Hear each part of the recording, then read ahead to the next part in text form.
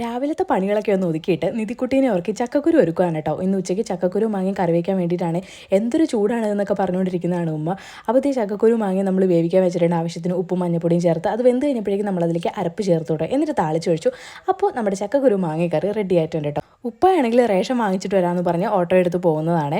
അപ്പോഴേക്കും നിധിക്കുട്ടി എഴുന്നേറ്റു. അവൾക്കാണെങ്കിൽ ടോയ്സ് ഒക്കെ ഇട്ട് കൊടുത്തിട്ടുണ്ട്. കുറച്ച് സമയമൊക്കെ അത് വെച്ച് കളിക്കും, പിന്നെ ആൾ കരഞ്ഞു തുടങ്ങും കേട്ടോ.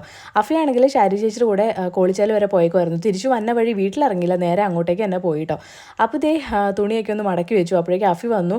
അഫിയുടെ കയ്യിൽ ഒരു കോലുമിഠായി ഉണ്ടായിരുന്നു കേട്ടോ. അപ്പം അവനത് കഴിച്ചുകൊണ്ടിരിക്കുന്നത് കണ്ടിട്ട് ഇവളാ കോലിൽ പോയിട്ട് ഇങ്ങനെ പിടിച്ചുകൊണ്ട് വലിക്കുന്നതാണ്. അങ്ങനെ തന്നെ ഉപ്പ വന്നു, അരിയൊക്കെ കൊണ്ടുവച്ചു. ഉച്ചയ്ക്ക് നമ്മൾ നല്ല ചക്കക്കുരു മാങ്ങ കറി, മീൻ പൊരിച്ചതും പപ്പടം പൊരിച്ചതും അച്ചാറൊക്കെ കൂട്ടി ചോറുണ്ടു. അങ്ങനെ നിധിക്കുട്ടി ഇതേ ഓട്ടോയിലുള്ളിൽ കയറിയിരിക്കുന്നതാണ്. അവിടെ ഇരിക്കാൻ ഭയങ്കര ഇഷ്ടമാണ് കേട്ടോ. അപ്പോൾ ഉപ്പ ആണെങ്കിൽ താഴെ വരെ പോകാമെന്ന് പറഞ്ഞു. അങ്ങനെ നിധിക്കുട്ടീനെ ഉടുപ്പൊക്കെ ഇടിപ്പിച്ചു കേട്ടോ. എന്നിട്ട് ഇതേ തോളിൽ വെച്ചുകൊണ്ടാണ് പോകുന്നത്. അങ്ങനെ നടക്കുന്നത് അവൾക്ക് ഭയങ്കര ഇഷ്ടമാണ്. അപ്പോൾ ഇന്നത്തെ വിശേഷമൊക്കെ ഇത്രയേ ഉള്ളൂ കേട്ടോ.